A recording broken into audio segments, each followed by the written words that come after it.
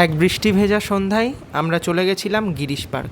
Metro স্টেশনের 2 নম্বর gate দিয়ে বেরিয়েই সামনে নিরঞ্জনাগার রেস্টুরেন্ট। 100 বছরের পুরনো এই রেস্টুরেন্ট।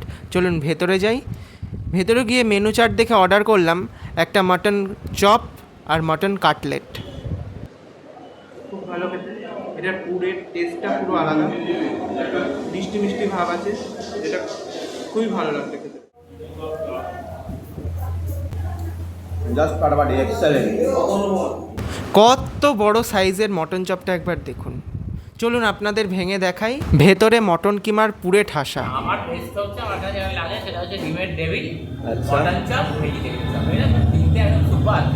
এর মানে এখান থেকে আমি চোখ বুঝে নিঃসন্দেহে খেতে পারি, মানে কোয়ালিটি নিয়ে কোনো কথা হবে না, আর টেস্ট নিয়েও কোনো কথা হবে না। আমি আমার বাড়িতে যত গেস্ট আছে আমি তো খাবার নিয়ে যাই, সবাই বলে করতে গেছি এত সুন্দর খেতে।